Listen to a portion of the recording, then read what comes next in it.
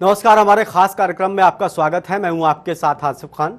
उत्तराखंड की सियासत हर पल बदल रही है।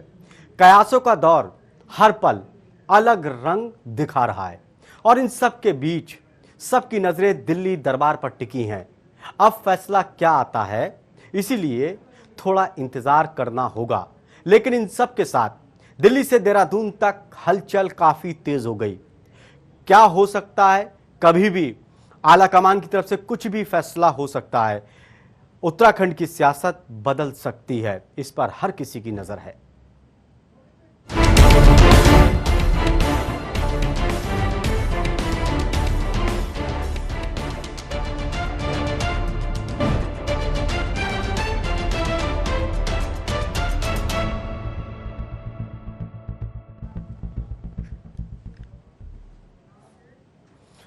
दिल्ली में आज सबकी निगाहें उत्तराखंड के सीएम तीरथ सिंह रावत पर टिकी हैं।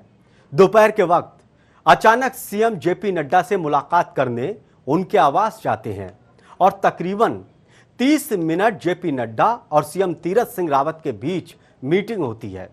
अब इस बैठक में क्या हुआ, क्या बातचीत हुई, इस पर भी सस्पेंस बना हुआ है। कुछ नहीं पता चल पा रहा कि आखिर क्या कुछ बात बीजेपी आला कमान और उत्तराखंड के मुख्यमंत्री तीरथ सिंह रावत के बीच में हो रही है। आज तीसरा दिन है। 3 दिनों में बीजेपी के बड़े बड़े नेताओं से मुलाकात कर रहे हैं। अब मुलाकात हो रही तो क्या बात हो रही है, इस पर सस्पेंस है। वहीं अब चर्चा यह भी है कि सीएम आज देहरादून रवाना हो सकते हैं। वहीं जाकर पूरी पिक्चर, पूरी तस्वीर साफ होगी। लेकिन अब सवाल इस बात का है कि क्या आखिर ये हो क्या रहा है, क्योंकि सीएम 3 दिन से दिल्ली में है। 3 दिनों में सीएम ने एक बार अमित शाह से मुलाकात की, 2 बार जेपी नड्डा से मिले, जो साधारण मीटिंग कतई नहीं होती है। इस राजनीतिक घटनाक्रम को देखकर लगता है। वहीं कांग्रेस के मुताबिक जब त्रिवेंद्र सिंह रावत को सीएम के पद से हटाया गया था, तब भी ऐसा ही कुछ घटनाक्रम हुआ था जो अब हो रहा है। क्या उत्तराखंड में सीएम को फिर बदला जाएगा? अगर विपक्ष की माने, क्या सीएम तीरथ सिंह उपचुनाव लड़ेंगे? ऐसे कई सवाल हैं जिनका जवाब हर कोई जानना चाहता है। लेकिन जवाब इस वक्त ना तो बीजेपी दे पा रही है और विपक्ष तमाम तरह के सवाल खड़े कर रहा है। उन सवालों का जवाब इस वक्त किसी के पास नहीं है। लेकिन यह तय है कि एक आध दिन में पिक्चर साफ हो जाएगी, तस्वीर बिल्कुल साफ हो जाएगी कि उत्तराखंड में क्या कुछ चल रहा है, क्या होगा सीएम के पद को लेकर, सीएम के भविष्य को लेकर।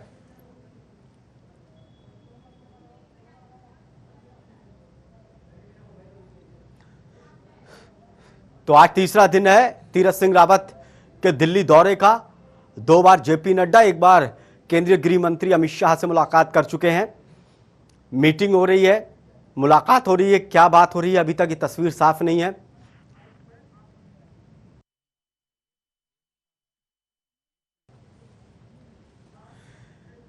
तो दिल्ली में उत्तराखंड के सीएम तीरथ सिंह रावत मौजूद हैं। जब पत्रकारों से उन्होंने बातचीत की, क्या कुछ कहा, चलिए आपको ये दिखाते हैं।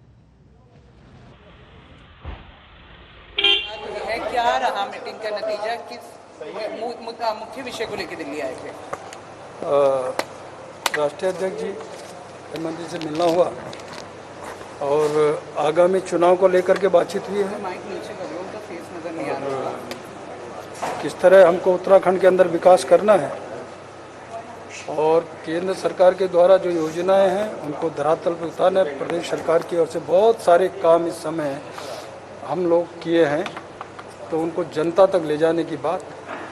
साथ में अभी कांवड़ भी है, तो उसको हमने स्थगित किया है।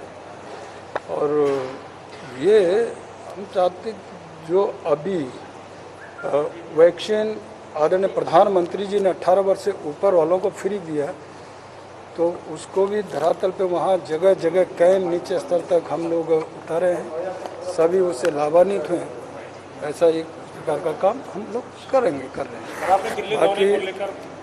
बाकी मैंने कहा ना कि आगामी चुनाव के दिन से बातचीत, ये सारी चीज़ें कैसी तैयारियां हैं, क्या करना है और ये सब रहा है।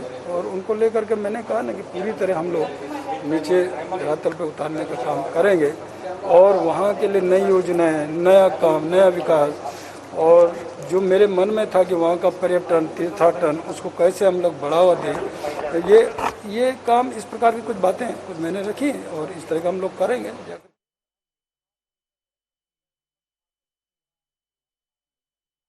इनका कहना है कि जो बातचीत हुई है वो दरअसल कि उत्तराखंड में कैसे विकास किया जाए, केंद्र की योजना को कैसे अमली जामा पहनाया जाए। हालांकि उनके चेहरे से लग रहा था कुछ ज़रूर मायूसी है, लेकिन उत्तराखंड के सीएम तीरथ सिंह रावत उनका कहना है कि हम विकास के कामों को लेकर चर्चा कर रहे हैं। दो खास मेहमान हमारे साथ जुड़े हुए हैं। सुरेश जोशी हैं, प्रवक्ता बीजेपी, गरिमा दसोनी, प्रवक्ता कांग्रेस, दोनों का बहुत बहुत स्वागत है। सुरेश जोशी जी, क्या कुछ चल रहा है? 3 दिन हो गए सीएम को दिल्ली में, 2 बार बीजेपी के राष्ट्रीय अध्यक्ष से मुलाकात, 1 बार केंद्रीय गृह मंत्री से। आखिर किस पर चर्चा हो रही है? विपक्ष कयास लगा रहा है।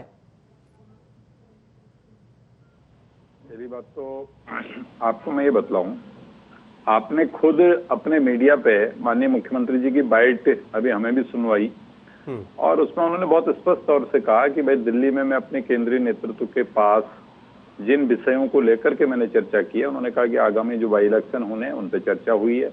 उन्होंने कहा कि उत्तराखंड में जो माननीय प्रधानमंत्री जी के द्वारा वैक्सीनेशन का मुफ्त में 18 से लेकर 44 आयु वर्ग को दिया गया, उस पर चर्चा हुई है।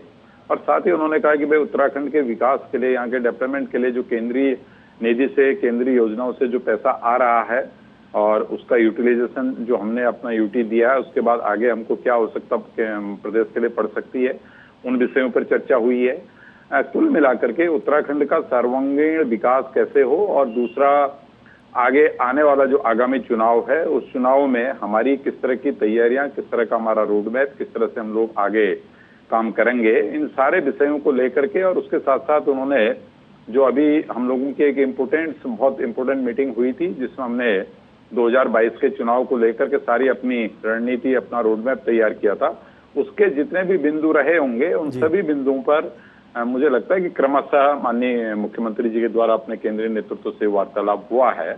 अब उस वार्तालाप के बाद वो प्रदेश में आ रहे हैं और उसके बाद जो आपकी जो शंकाएं होंगी, उन शंकाओं का भी जो जितनी भी बातें अभी मीडिया चला रहा है या जो पब्लिक डोमेन में जो चीजें आ रही हैं, उसका भी आपको उत्तर मिल जाएगा। लेकिन कुल मिलाकर के मैं ये कह सकता हूं, लेकिन सुरेश जोशी जी, कल उनको उत्तराखंड जाना था और उत्तराखंड कल जा रहे थे, अचानक से रुक जाना और कुछ दिनों में ही बीजेपी के राष्ट्रीय अध्यक्ष से 2 बार मुलाकात करना, ये और 3 दिन में मीडिया से मुखातिब भी नहीं हुए, आज तीसरे दिन में वो मुखातिब हुए हैं, ये क्या दर्शा रहा है? कुछ और तो नहीं चल रहा सुरेश जी? देखिए, पहली बात तो मैं आपको ये बतलाऊं कि अपने केंद्रीय नेतृत्व के साथ बैठना, उनके साथ मुलाकात करना, उनके बाद 2 बार या 4 बार बैठना, उसके बाद अपने स्टेट की चीजों के लिए चर्चा करना, ये तो एक सामान्य प्रक्रिया है। भाई कोई भी राजनीतिक दल, चाहे हम हो चाहे और दल हो, वो निश्चित तौर पर दिल्ली में जाते हैं, अपने राष्ट्रीय नेतृत्व से चर्चा करते हैं।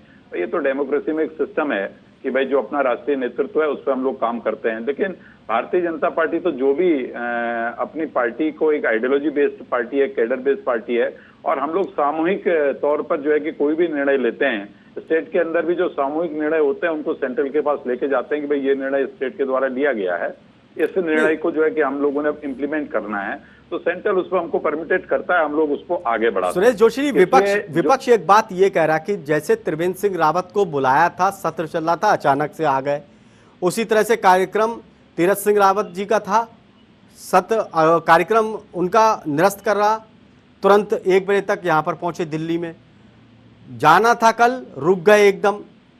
तो ये सारी चीज विपक्ष कयास लगा रहा कि ये जो त्रिवेंद्र सिंह रावत के राजनीतिक घटनाक्रम हुआ उसी तरह से इसको जोड़कर देख रहा है। नहीं, देखिए, विपक्ष का अपना धर्म है, उनका अपना कर्तव्य है, वो क्या सोच रहे हैं, वो उनकी क्या सोच है, क्योंकि देखो अपना अपना काम करने का हर राजनीतिक दल का अपना अपना विषय है। विपक्ष को अगर इसी पे उनको आनंद आ रहा है कि भाई इस तरह की भारतीय जनता पार्टी की जो वर्तमान सरकार है, उस सरकार में इस तरह की चीजें आ रही हैं, अगर वो ऐसा सोच रहा है तो ये उनको मुबारक हो, ये उनका मामला है। लेकिन मैं अपनी पार्टी की बात कह सकता हूं कि भाई भारतीय जनता पार्टी अपने एक नेतृत्व के साथ स्टेट और सेंट्रल का एक सामंजस्य बना करके और अपना कोऑर्डिनेशन बना करके हम लोग काम करते हैं। और उसी में आपको स्वयं चलिए जो है उसी कि दिशा में माननीय आपको लग मुख्यमंत्री रहा जी है ये सारी सामान्य चीजें हैं, आला कमान से मुलाकात करना, चुनावी वक्त है, हाँ, विकास हमें के तो कामों को हम- कैसे हम- अमली जामा हम इसको पहनाना, हम सामान्य भविष्य रूप से में लेते हैं। कैसे जीतना, क्योंकि 60+ का आपने नारा दिया। गरिमा जी हमारे साथ जुड़ी हुई हैं।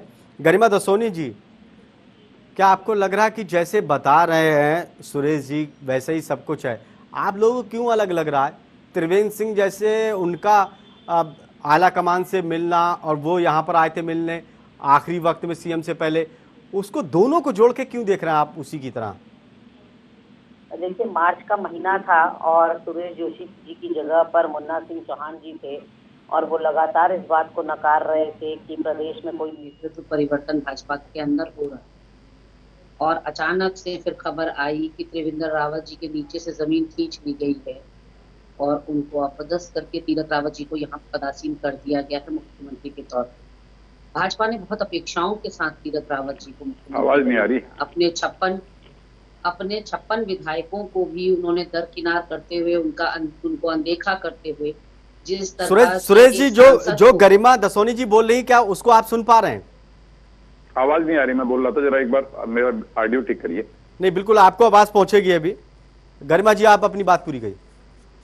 जी देखिए, तो मैं बता रही थी कि सल्ट उपचुनाव ना लड़ना मुख्यमंत्री का, तीरथ रावत जी का, उसको छोड़ देना, और अब हल्द्वानी और गंगोत्री सीट उपलब्ध होने के बावजूद भाजपा का इतना बड़ा संगठन ये बताने में सक्षम नहीं हो पा रहा है 4 महीने बाद भी कि मुख्यमंत्री उपचुनाव लड़ेंगे भी या नहीं लड़ेंगे, और लड़ेंगे तो कहां से लड़ेंगे, क्योंकि भाजपा उनके लिए सुरक्षित सीट नहीं ढूंढ पा रही और कहीं ना कहीं उनको ये डर है कि अगर मुख्यमंत्री जो बदले गए हैं वो हार जाते हैं चुनावी साल में तो कितनी बड़ी किरकिरी भाजपा की होगी। दरअसल तीरथ रावत अब भाजपा के लिए गले की फांस बन गए हैं, ना वो निगले जा रहे ना उगले जा रहे हैं, क्योंकि मुख्यमंत्री के रूप में वो खुद को स्थापित ही नहीं कर पाए। पहले दिन से अगर आप देखें तो वो या तो त्रिवेंद्र रावत जी के फैसलों को बदलते हुए देखे गए या पलटते हुए देखे गए, अपनी लंबी लकीर खींचने के बजाय वो उनकी लकीर को मिटाते रहे।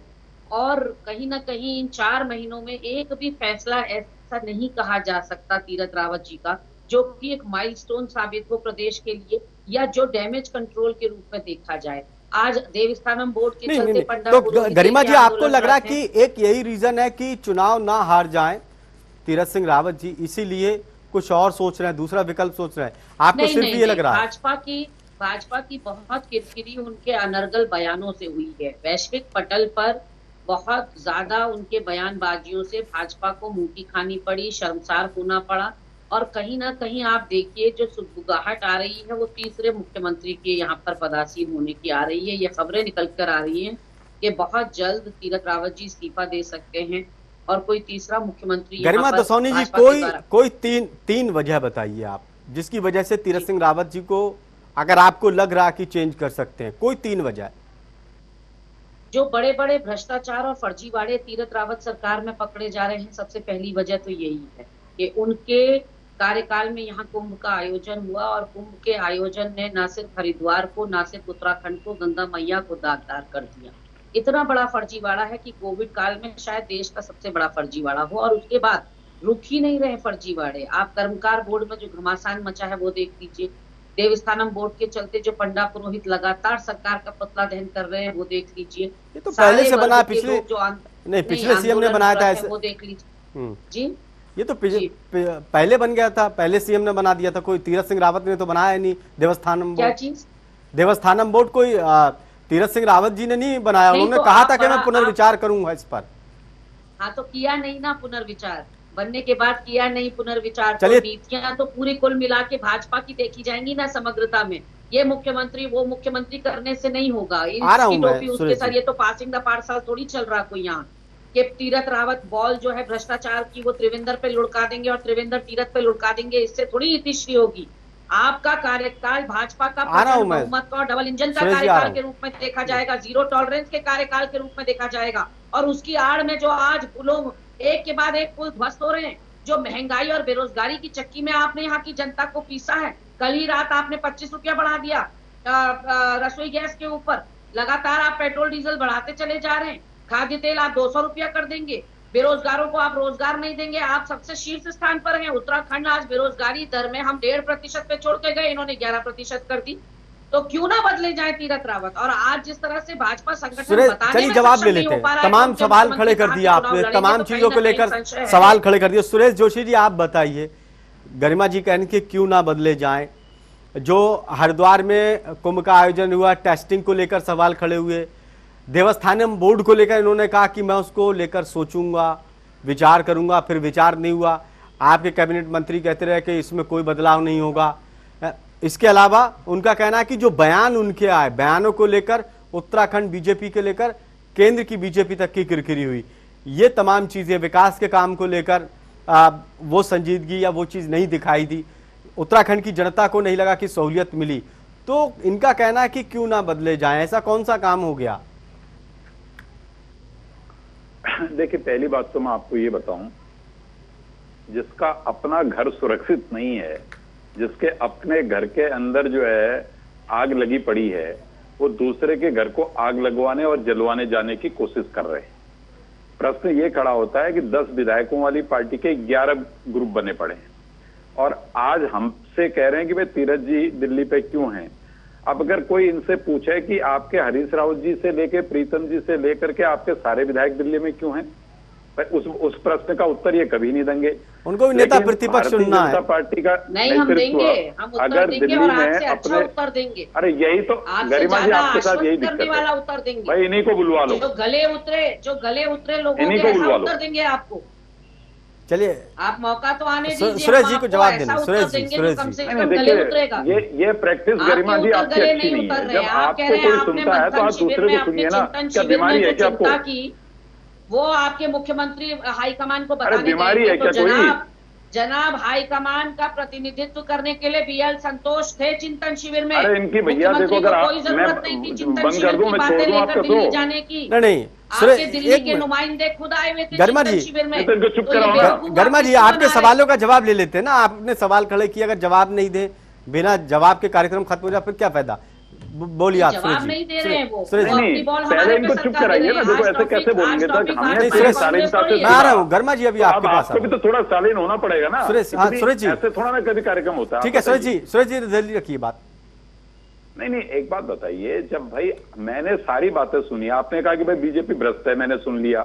आपने कहा जी करप्शन हुआ, मैंने सुन लिया। आपने कहा मुख्यमंत्री ऐसा वैसा, मैंने सारा सुन लिया। अब इनको मिर्ची क्यों लग रही भाई, जो वास्तविकता हम बोल रहे हैं? तो अबे आप भी सुनो ना, सुनने की क्षमता तो रखो भाई।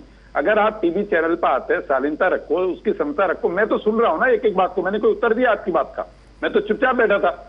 और आपको मैं अगर मैं प्रश्नों का उत्तर देने लगा तो आपने फिर अपनी शुरू कर दी बीमारी। सुरेश जी, आप जवाब दीजिए, सवालों का वक्त की कमी है। सुरेश जी जल्दी। जवाब है नहीं सुरेश जी। देखिए गरिमा जी, जब मैं शालीनता से किसी बात को सुन रहा हूं तो आप भी शालीनता से सुनिए प्लीज। नहीं तो देखिए प्लीज, देखिए सुनिए, ऐसे बहस नहीं हो सकती है जो आप बहस कर करके टाइम किल कर करके, ऐसे कोई प्रशंसा थोड़ा ना हो रही है आपकी।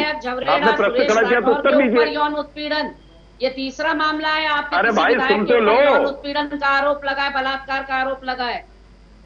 भाई सुन तो लो बात को। आरोप लगाया, प्रत्यारोप लगा, मैं उत्तर दे रहा हूँ उसका। गरिमा जी, आप विपक्ष में हैं, आप सवाल खड़ी कर सकते हैं, लेकिन जवाब, कम से कम जवाब देने की फुर्सत तो देने दीजिए आप। विपक्ष में आक्रोश है, आपने यहाँ की जनता को ठगा है। अरे भैया इनकी आवाज बंद करो ना, ऐसे कैसे मैं बात करूंगा? गरिमा जी, मेरी आवाज बंद कर दो। गरिमा जी थोड़ी। हाँ सुरेश जी रखिए बात। सुरेश जी देखिए, दो में से एक ही बोलेगा ना, या तो मेरी अब आवाज बंद कर दो। आप जवाब पे आ जाइए पूरा। सुरेश जी जवाब पे आ जाइए। प्रोग्राम खत्म कर दो इनको बुलवा के। सुरेश जी जवाब पे है भाई। जो ये कोई ऐसा है कि कोई ऐसा लड़ाई का मंच है क्या? नहीं सुरेश जी जवाब पे आइए। चैनल पे बैठे हैं, वाद विवाद हो रहा है भाई। आपकी विचारधारा अलग होगी, मेरी विचारधारा अलग होगी। ये क्या पड़ोस की लड़ाई हो रही है जमीन की, जो इस तरह से आप जो है कि बोलने ही नहीं दे रही हैं? सुरेश जी अब जवाब दीजिए। फर्स्ट है क्या? सुरेश जी जवाब दे दीजिए, छोड़िए उन बातों को, जवाब दीजिए। देखिए, मैं बहुत शालीनता से कह रहा हूं कि मैं कह रहा हूं आपने जितने भी आरोप लगाए, मैं एक एक करके उन सारे आरोपों का उत्तर देता हूं। जिस पार्टी का जन्म और जिस पार्टी की नीति और नियत ही भ्रष्टाचार से शुरू हुई हो, जिस पार्टी के सारे नेता आज भ्रष्टाचार के आरोपों में बेल में हों, जेल जाएंगे थोड़े दिनों में, अभी बेल में हों, उस पार्टी के प्रवक्ता और उस पार्टी के लोग भारतीय जनता पार्टी पर आरोप लगा के कहें कि इन्होंने भ्रष्टाचार किया है। आज ये बताइए कि भाई आपके बड़े बड़े नेता, चाहे चिदंबरम हो, चाहे सोनिया जी हो, चाहे राहुल जी हो, सारे लोग बेल पे हैं। ये आपकी स्थिति और परिस्थिति, आप करते हैं भ्रष्टाचार की बात। सुरेश जी, ये तो दूसरा कांग्रेस की जहां आप तक बात विषय कर है कि रहे हैं। भाई आपके सारे लोग आज सुरेश जो है, जो सुरेश जी, ये आप कांग्रेस की बात कर रहे हैं। जिस- जो गरिमा जी ने आपके ऊपर सवाल खड़े करी है, उसके जवाब मैं दीजिए उसी ना। का उत्तर दे रहा हूं, मैं उसी का उत्तर दे रहा हूं। देखो, हाँ। मैं उत्तर उसी का दे रहा हूं। जो आज भारतीय जनता पार्टी के मुख्यमंत्री जी दिल्ली में बैठे हैं, तो आपको लग रहा है कि वो 3 दिन से दिल्ली में क्यों बैठे? मैं ये पूछता हूं कि आपका 10 दिन से आपके लोग दिल्ली में क्यों बैठे हैं?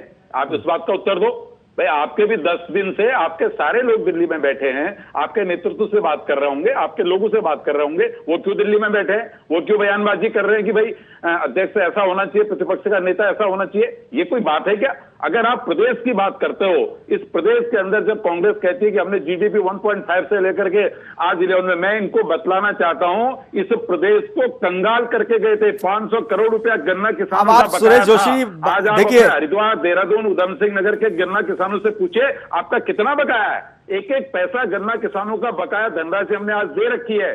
ये जो है कि मनरेगा से लेकर के 108 तक की जितनी हमारी स्कीम्स चल रही थी, सारी स्कीमों के अधिकारियों का, कर्मचारियों का, ड्राइवर का टीएडीए वेतन इन्होंने सालों से नहीं दे रखा था। वो वेतन आज भारतीय जनता पार्टी दे रही है।